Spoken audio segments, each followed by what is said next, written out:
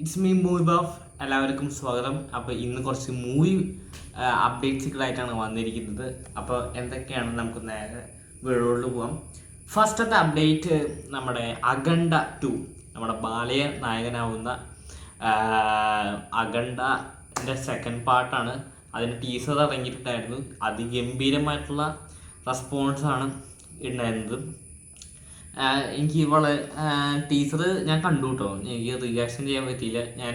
ഞാൻ കാണുമ്പോൾ തന്നെ അത്യാവശ്യം കുറേ ഒരു 13 ഹവേഴ്സൊക്കെ ആയി. പിന്നെ ഞാൻ വേണ്ടെന്ന് വിചാരിച്ചു. അപ്പോൾ എന്തെങ്കിലും ടീച്ചർ മസാല പടമായിരിക്കും.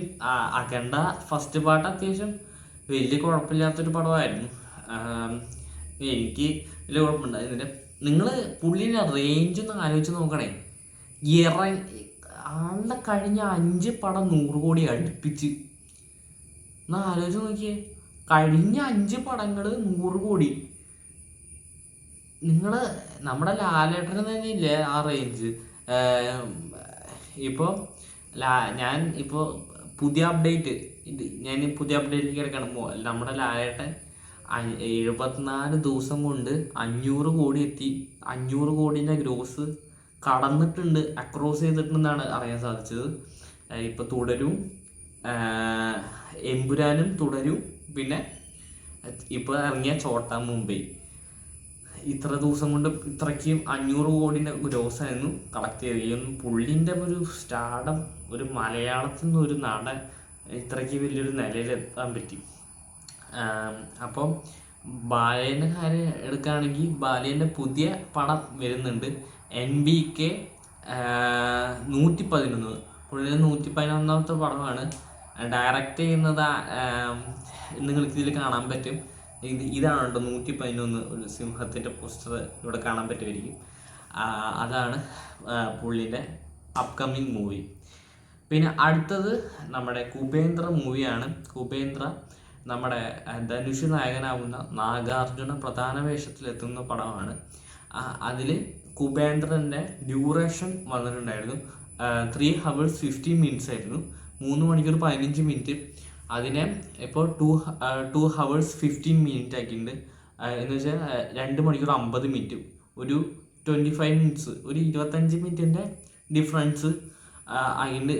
എന്ന് വെച്ച് കഴിഞ്ഞാൽ 3.25 മണിക്കൂറൊക്കെ ഇരിക്കുക എന്ന് പറഞ്ഞാൽ നല്ല ബുദ്ധിമുട്ടാണ്.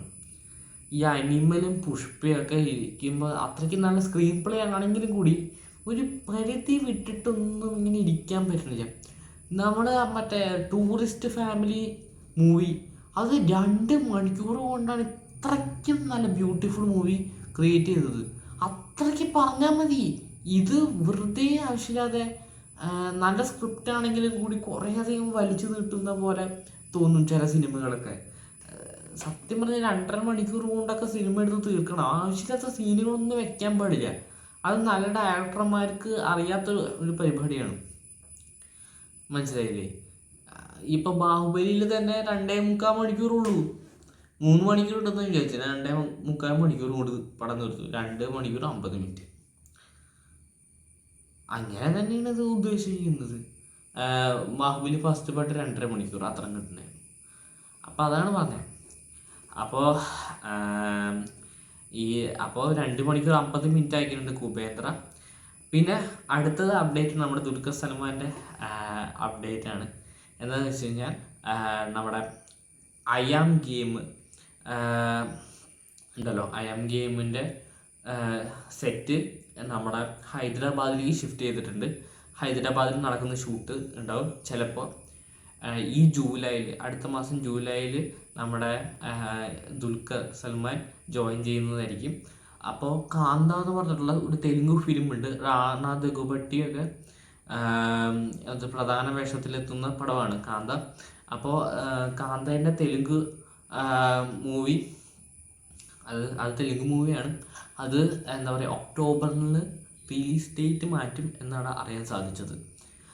ഒക്ടോബറിന് റിലീസ് ഡേറ്റ് മാറ്റും എന്നാണ് അറിയാൻ സാധിച്ചത്. അപ്പോൾ ആദ്യം വിചാരിച്ചത് ഓഗസ്റ്റിനാണ് ദുൽഖർ സൽമാൻ ജോയിൻ ചെയ്യുള്ളൂ എന്നാണ്. അപ്പോൾ ഇപ്പോൾ കിട്ടിയ അറിവ് എന്താ പറയുക, ഈ ജൂലൈയിൽ തന്നെ ജോയിൻ ചെയ്യുന്നതാണ്. ഹൈദരാബാദിലേക്ക് ഒരു ഷിഫ്റ്റ് ചെയ്തിട്ടുണ്ട്. അവർ സെറ്റ് ക്രൂ കാര്യങ്ങളൊക്കെ ഹൈദരാബാദിലേക്ക് പോയിട്ടുണ്ട്. പിന്നെ അടുത്ത അപ്ഡേറ്റ് ആണ് ഹനീഫ് ഫദേനി ബാലയെ മാർക്കോയ്ക്ക് ശേഷം ഹനീഫ് ഫദേനി ഡയറക്റ്റ് ചെയ്യുന്ന മൂവിയാണ് ബാലയെ വെച്ച് ചെയ്യുന്ന മൂവി. ഹനീഫ് ഫദേനി ബാലയെ നായകനാക്കിയിട്ടൊരു പടം ചെയ്യാൻ വേണ്ടി പോവുകയാണ് എന്നാണ് അറിയാൻ സാധിച്ചത്. ഇത് റൂമേഴ്സാണ്, ഇതുവരെ കൺഫേം ആയിട്ടില്ല. പിന്നെ വേറെ റൂമർ കേൾക്കുന്നത് ഈ പടം പ്രൊഡ്യൂസ് ചെയ്യാൻ വേണ്ടി പോകുന്ന ദിൽ രാജുവാണ്. പുള്ളി നല്ല അവിടുത്തെ ഫേമസ് പ്രൊഡ്യൂസറാണ് കേട്ടോ, അത് പറയാണ്ടിരിക്കാൻ പറ്റില്ല. പിന്നെ അടുത്ത അപ്ഡേറ്റ് നമ്മുടെ ശിവകാർത്തികേയൻ പ്രധാന വേഷത്തിലെത്തുന്ന നമ്മുടെ മദ്രാസിയാണ്. അത് ഡയറക്റ്റ് ചെയ്യുന്നത് AR മുരുകദോസാണ്. ആ സിനിമയിൽ ഒരു ഡാൻസ് നമ്പർ ഉണ്ടാവുന്നതാണ്, ഒരു നല്ലൊരു അടിപൊളി പാട്ട്, മാസ് ഡാൻസ് എന്നൊക്കെ ഉണ്ടാവും, അങ്ങനത്തെ പരിപാടിയൊക്കെ ഉണ്ടാവും എന്നാണ് പറയുന്നത്. അയ്യോ, AR മുരുകദോസ് ഈ പടത്തിൽ കമ്പാക്ക് അടിച്ചില്ലെങ്കിലുണ്ടല്ലോ, പുള്ളീൻ്റെ കാര്യം പോക്കാൻ തന്നെ പറയാൻ പറ്റുള്ളൂ. സത്യം പറയാലോ, സിക്കന്തറിൽ പൊട്ടിയ പൊട്ടൽ. അയ്യോ,